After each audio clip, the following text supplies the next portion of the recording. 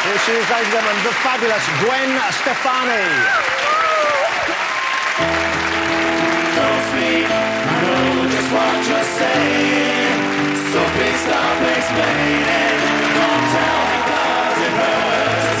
Don't tell me 'cause it hurts.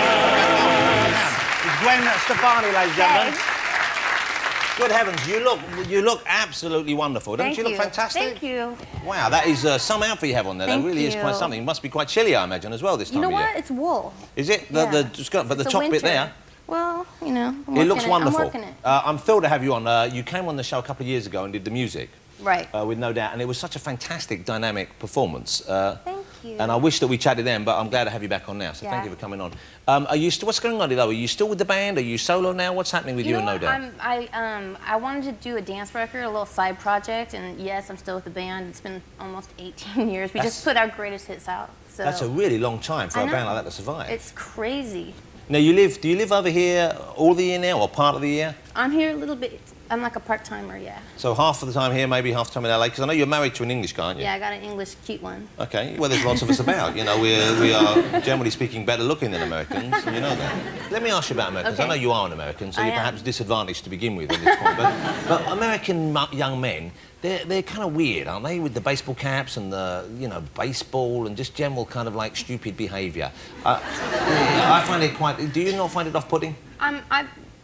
Obviously, I married an English guy, and you know... That speaks volumes. Blah, blah, blah. But you haven't, I notice, even though you've been over a while, you haven't adopted the English accent. Thank God, yeah. What? Well, I'm just saying, I'm not going to suddenly start being an English person. Well, I kind of admire that. I mean, we have Madonna over here, of course. I know you're familiar with Madonna, I'm sure.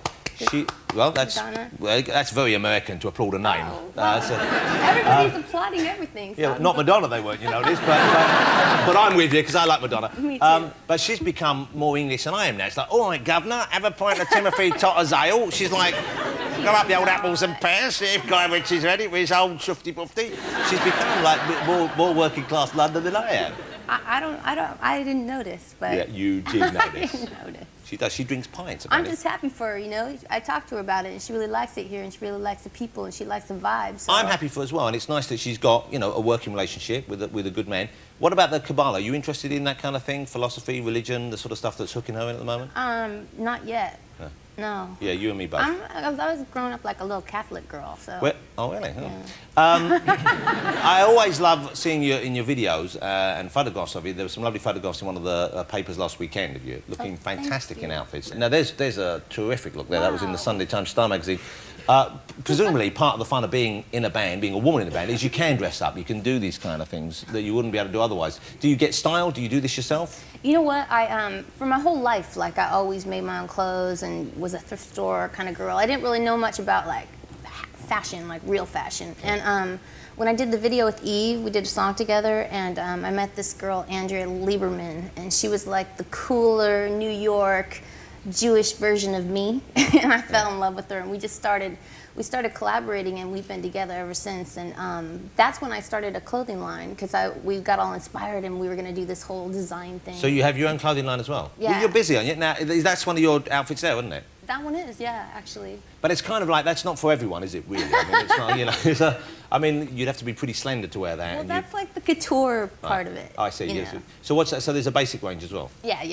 It's called Lamb, and it's like really a baby. And stuff. lamb being lamb, the little animal that... Yeah, exactly. Okay. Why did you choose lamb?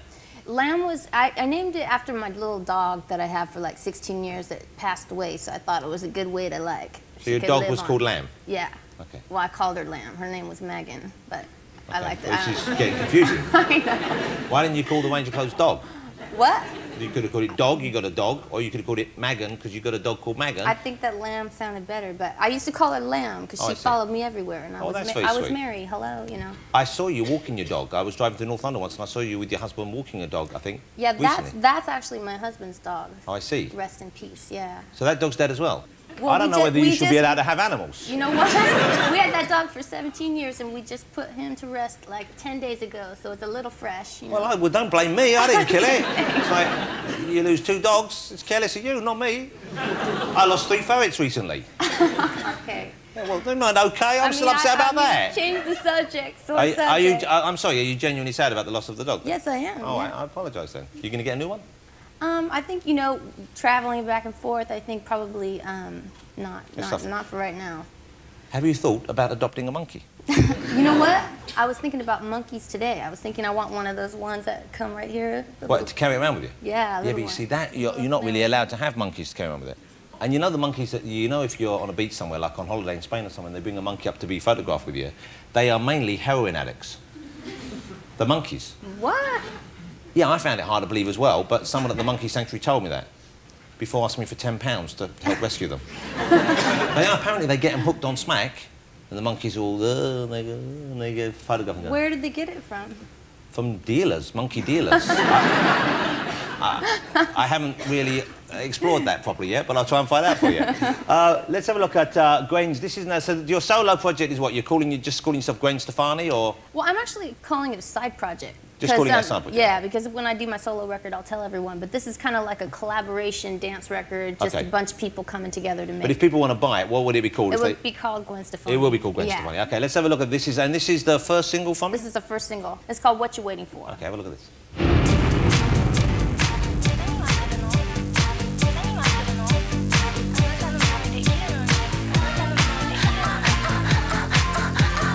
Like a cat stuck in a moving car. A scary conversation, shit, my eyes can't find the break.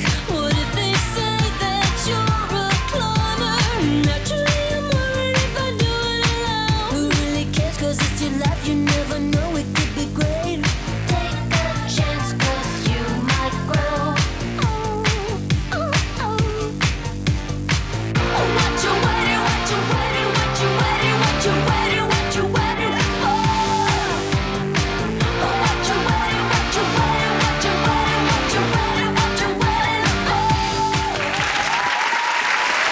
Great.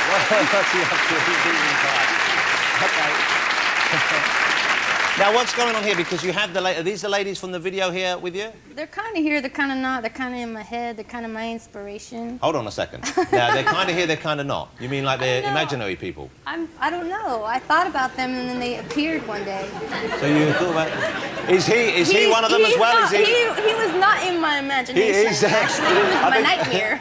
You'll have a hard time getting him out now, though.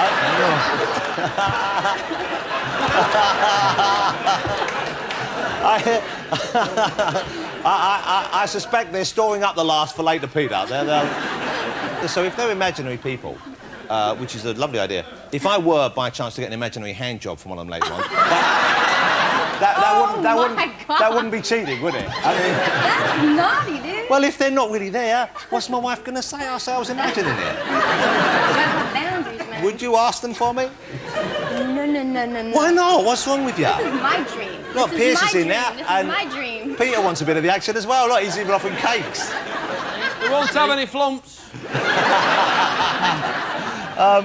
Gwen's to be seen in a new movie coming out soon. It's called The Aviator. It's a new film from Martin Scorsese, and it's about part of the life of Howard Hughes. Right. I suspect it's going to be a fabulous cinematic experience. I think it's going to be massive. It's just, the script was amazing, and the cast is incredible. And when I was on the set, everybody there, from like hair and makeup to like Kate Blanchett, and everyone was just like, oh my God, I can't believe we're here. Everybody was just totally excited about it. Incredible cast as well. Yeah. I mean, there's Kate Blanchett you mentioned, Kate Beckinsale's in it as well, Jude Law's in it, Leonardo DiCaprio has the lead role. And the part you play in it is?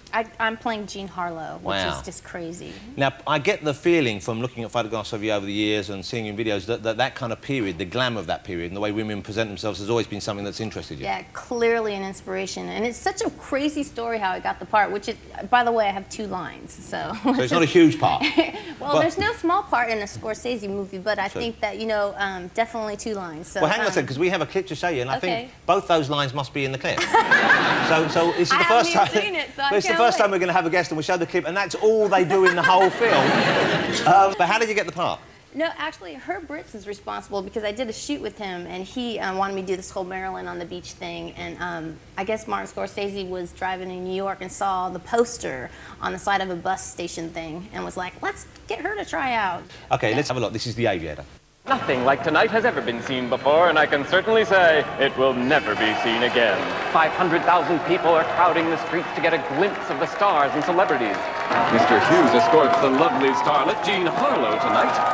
He discovered her for this picture, and we think her platinum blonde locks and hot jazz baby doll style are going to make her a big star. Mr. Hughes! Mr. Hughes, how about a word? Let me present the feminine star of this spectacle, Hell's Angels, Miss Jean Harlow. Thank you. I would like to use this occasion to publicly thank Mr. Hughes for the opportunity he gave me. Thank you. Oh my God, I haven't seen that It yet. looks fantastic, doesn't it? I'm shocked. I'm surprised you haven't seen that. They're sending us copies. That. And I you... was like, whoa, that's tripping me hard. It does look great, doesn't it? You look fabulous. You look very much like her as well. That's wild. Leonardo DiCaprio, he's an ugly bloke. I mean, how does he get the work, eh? And Jude Law, they're really hard to look at. I feel that you're tiring of me now. I feel I should let you go back and join your imaginary friends. That would be fun. Can I just ask you, when you go back to the dressing room, are they as much fun as they appear to be?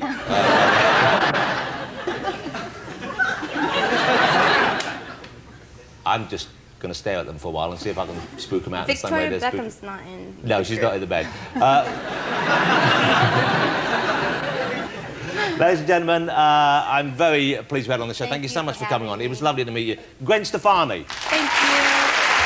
Thank you, Gwen. That was lovely. Thank you. Please say hello to the Japanese lady for me.